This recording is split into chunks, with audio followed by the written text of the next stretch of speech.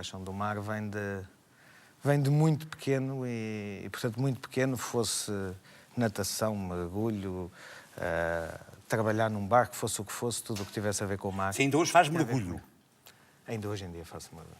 Fiz mergulho muitos anos, tenho, aliás, com um amigo, uma pequena escola de mergulho, mas ainda hoje em dia... O barco onde trabalhou? Nunca afundou, ainda existe. Não, mas é que você ia lá também. Se você fosse neste, também não tinha afundado. Ainda existe. Não me é de esquecer. Eu entrei neste navio, na Rocha de Conde de Óbidos, e achei que qualquer português fala italiano. Aquela ideia que temos, falamos qualquer coisa, desenrascamos em qualquer sítio. E aí o navio arrancou e alguém, um encarregado, olhou para mim e disse-me: é tu, anda até um piano super, havia. E eu olhei à volta, não vi piano nenhum e percebi que estava metido num sarilho e que aquilo ia correr mal. E depois lá aprendi qualquer coisa de italiano, mas a tripulação era maioritariamente italiana, mas eram italianos da Calábria e da Sicília, portanto foram basicamente os palavrões em italiano que eu aprendi, portanto não posso. Porque é sempre que você aprende primeiro numa língua os seus palavrões. Pois é. É o que nos fica no logo, de repente, é a primeira coisa. Eu cheguei à África, a primeira coisa, os palavrões logo. Ficámos logo todos a saber. África, outra paixão que você tem. É verdade. Eu isso percebo tão bem. A África está... O cheiro à África é irrepetível. Chegamos lá, eu acho que o que nos acontece muito, chegamos lá e temos uma sensação de estar em casa. Porque aquilo tem a ver connosco. Completamente. Tem a ver connosco. E a África, enfim, já é... Eu vivi em África com a minha mulher, a certa altura, em São Tomé e Príncipe, um ano. E depois, uns anos depois, São Tomé é lindo. É lindíssimo, é lindíssimo. E depois, uns anos depois, Moçambique, que eu já conhecia e de que gostava. E a certa altura, um colega meu grande amigo, o meu irmão de vida, o Sérgio, desafiou-me, ele queria... E mudou de vida, largou a advocacia e achou que a vida tinha mais sentido vivida lá do que cá, e ainda lá está, e vive lá. Continua a viver lá? Continua a viver lá, feliz e contente. Como eu percebo. E se calhar com mais saúde do que aquela que esta vida nos dá. Não tenha dúvida. Mas, e daí nasceu uma aventura, uma escola de mergulho, depois um pequeno hotel. É uma aventura que está ainda a crescer. Numa praia fantástica. É um guincho de água quente, como eu digo. É uma praia fantástica, ao Tofo, de uma gente simples, de uma Para você verdade, vai lá uma muito, transparência. Claro. Não vou lá tanto quanto posso, mas vou lá sempre que posso. E eu não me esqueço, eu entrei nesse hotel, para se perceber um bocadinho o que é a verdade daquela gente. Entrei nesse hotel, não me esqueço, o gerente, um rapaz, o Hélio, que era... Ele, no fundo, queria ser músico. E normalmente tocava para os clientes do hotel, o que não dava muito jeito, às horas que lhe dizia. Bom, e então ele apresentou-me os quadros superiores do hotel, não me hei de esquecer. Ele chegou e disse-me: olha, Nuno, este é o Abílio é vice-gerente do hotel.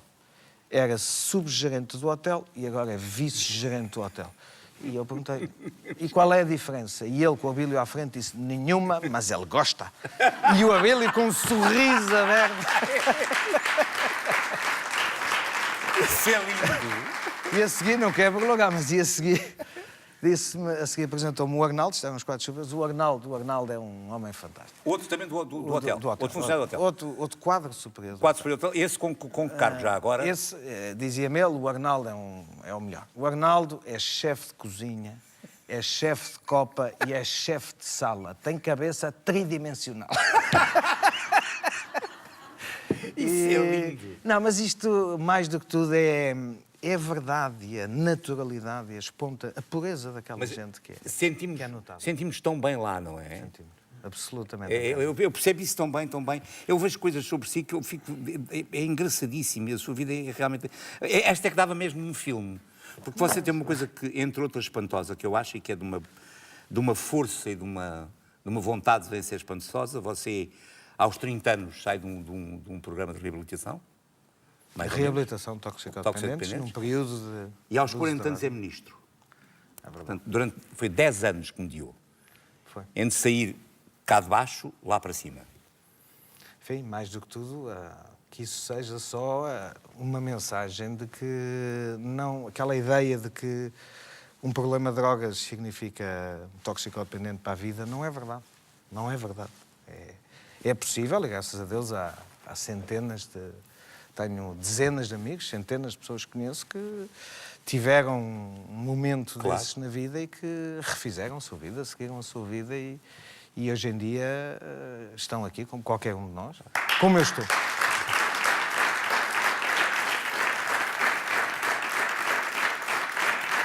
Por isso você ainda continua ligado de outra maneira a tudo isso, ajudando as pessoas, participando em... O que é que faz? Bom, isso participo, eu acho que se alguma coisa nos fica de ter tido uma experiência dessas é a responsabilidade com os outros, um bocadinho. E portanto, de várias maneiras, enfim, participo na Federação da Associação das Doenças Raras, participo na Associação na ATT, na Associação de Tratamento de Toxicodependentes.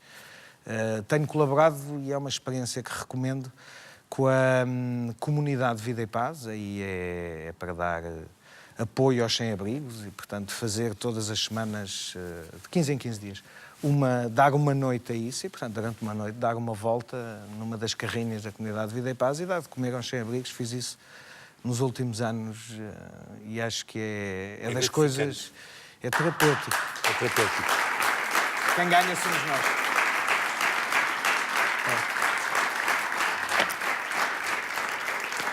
Você fez boxe e temos aí coisas sobre si, sobre boxe. Olha, aí está você com um ar perfeitamente de bocadinho mais jovem. mais claro, mas... Bocadinho mais jovem. Você jogava no Sporting, era? Eu sou benfiquista, mas já levei mais murros pelo Sporting do que qualquer Sportingista. Não, olha, sei. Ainda hoje gosta de ver boxe? Gosto muito de ver boxe. Eu gosto muito de ver boxe também. É um daqueles momentos que nos confronta connosco próprios, porque em cima do ringue não há ajudas, não há biombos, não há nada. Somos nós e aquilo que fomos capazes de fazer. Ao contrário da luta política. É verdade, é menos frontal, é menos leal a luta política do que muitas vezes é um combate. Tem mais biombos. Tem mais biombos e menos verdade, menos frontalidade e, portanto, é menos leal. Mas acha que a sua experiência do boxe, enquanto confronto, enquanto luta, passo o termo, foi-lhe útil na política? A sua maneira de estar? Não tanto porque tenho andado a esmurrar politicamente ninguém, mas... Eu não disse isso. Eu não disse isso. Mas, em primeiro lugar, percebermos que o medo é também uma sensação que todos temos e que é normal ter e aceitá-la. Saber vencer o medo, não é negá-lo, é vencê-lo, viver com ele.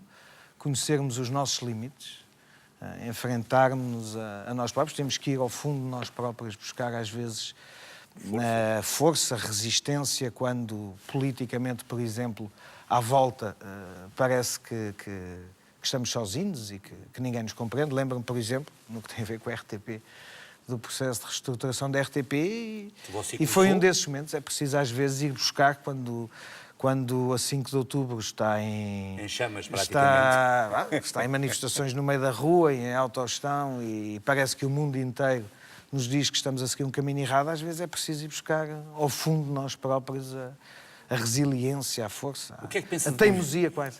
O que é que pensa de que é o futuro da televisão neste momento, da RTP? Ouça, espero que não seja uma televisão a ser desmembrada. Eu acho que o papel num país como Portugal, a manutenção de uma televisão de serviço público não é uma questão de opção política, é uma questão de identidade nacional e de respeito pela comunidade que somos e, portanto, acho que os políticos deviam ser proibidos de tomar determinadas decisões, não lhes devia ser permitido, devia ficar fora da mão deles. Essa acho que é uma delas. Quer dizer que os não aconteça. Às vezes, em certas áreas, podem ser um mal. Sim, com a capacidade, com o poder de decisão que têm, não tenho dúvida nenhuma que podem ser um mal, como não tenho dúvida nenhuma que a política, em certa medida, também faz mal às pessoas. Mas você é uma vocação política. Você entra para a política aos 14 anos. Eu aos 14 anos resolvi sair de mim... Naquele artigo ali. Isso foi uma... Sim, isso foi um artigo que resolvi escrever assim, para um jornal que é o Templário. Que é o Templário, Tomário, que a minha avó, enfim, que era de Santarém, assinava, e era um jornal que ainda não estávamos em pleno verão quente, e portanto tudo parecia vermelho, no sentido vermelho comunista na altura, e eu não me revia nisso. E esta era uma das janelas, isto é em 75, e era uma das janelas, este jornal, eu lembro de ver e ver que era um jornal onde se podia falar ainda à vontade, e escrevi-lhes uma carta, fazer uma análise política. Hoje em dia tem graça, olha. Claro. Vendo, olhar e de facto foi um apelo desde essa altura o de fazer política. JST primeiro, imediatamente? JST, Liceu Camões. Liceu Fundámos a Associação de Estudantes do Liceu Camões. Eu também no Liceu Camões. E tive o gosto de estar à frente da primeira direção da Associação de Estudantes do Liceu Camões. Era um liceu com professores comunistas e uma associação de estudantes da JSD, e foi com muito gosto. Aquela fotografia ali tem graça, foi nessa altura. Quem está ali à minha esquerda é difícil perceber, mas é o Pedro Santana Lopes, que é difícil reconhecer. Aqui tinha muito cabelo. Seu companhão de ruta, completamente. Não, tinha acabado de entrar, porque ele vinha da direita, ele vinha da margem direita, ele estava num movimento de direita na faculdade. E eu penso que isto é a primeira entrevista que ele deu e que demos, o Carlos Coelho, que também ali está, que era... É a primeira. E, portanto, isto é 76, 77, por aí. E sim, portanto, foi movimento associativo, foi. Mas por aí. Desperta em si muito cedo este desejo de fazer e de exercer política. Desperta. Nós vivíamos, se calhar, de alguma coisa. Nós vivíamos, os meus pais viviam em frente ao pavilhão dos desportos. A política, a seguir ao 25 de Abril, traduzia-se em comícios de todos os partidos no pavilhão dos desportos. Ou no teatro. Os teatros faziam comício nos respectivos teatros também. Também, mas isso eram os partidos mais pequenos iam para os teatros. Os que achavam que enchiam iam para o pavilhão dos desportos. E, portanto, nós íamos lá e os meus irmãos ver os comícios todos, do PCP, do PDC, da AOC, do PCP-ML. O que houvesse, íamos a comícios e isso. A política foi uma dimensão de vida que eu desconhecia até ao 25 de Abril. Não se vivia política em minha casa. Os meus pais eram, enfim, trabalhavam ambos, mas não eram nem sindicalistas nem patrões, eram quadros. O meu pai é engenheiro. E, portanto, foi uma dimensão nova, foi uma descoberta naquela altura e foi nessa altura uma paixão. Essa sua? Hã? Essa aí. Isso também já lá vão muitos anos, Congresso da JSD. É engraçado, o António Lacerda ali sentado, João Carlos Cunha Silva, hoje em dia é vice-presidente do Governo Regional da Madeira, o Miguel de Sousa também da Madeira. Já lá vão muitos anos, isto é em Troia. A política desiludiu, de algum modo? Não diria que a política me desiludiu, diria que muitos políticos me desiludiram, que é diferente. A política, acho-a uma ocupação, se com esse espírito tão nobre como o ajudar o próximo numa obra de voluntariado, porque é sair do nosso conforto, da nossa zona de instalação, é exatamente isso. E fazer pelos outros, e dar aos outros, ir ao encontro dos outros e participar na vida do coletivo e ter uma palavra a dizer, e eu acho que não há mais nobre do que isso. Quando você começa a política, em que as pessoas conheciam muito melhor uns aos outros, todos nós nos conhecíamos, em que havia as lutas, as grandes defesas dos ideais, havia mais pureza do que agora? Havia. Eu acho que em 75, 76 era fácil escolher lados. Ou estávamos contra as nacionalizações, os saneamentos selvagens, ou estávamos a favor, ou estávamos contra a propriedade privada, ou estávamos a favor da propriedade privada. Era muito fácil, era muito clara a divisão, eram muito claras as questões e, portanto, para mim foi fácil, posicionar-me do lado daqueles que achavam que, antes de tudo, está o indivíduo, a pessoa, cada um de nós. Não é o conjunto difuso e igualitário de aquela massa que quase massa manada. Não. É cada pessoa e o respeito por cada pessoa. E foi um bocadinho por isso e por aqueles que, na altura, na minha leitura, o defendiam, na defesa da propriedade privada, da liberdade de imprensa. Lembramos do jornal O Século Fechado, da liberdade religiosa, tive fechado no patriarcado, quando o patriarcado foi cercado. Portanto, lembro muito bem do quanto se julgava o quanto estava em risco essa fronteira de liberdade, a liberdade de cada um, fosse liberdade de expressão, liberdade religiosa, liberdade política, defesa da propriedade de cada um. E, portanto, para mim era claríssimo na altura, quer o apelo, quer a escolha. Hoje em dia é muito difícil, às vezes, perceber... Tudo isso é mais difuso, perceber o porquê. Perceber de que lado e os interesses que há por trás de tudo isso também, não é?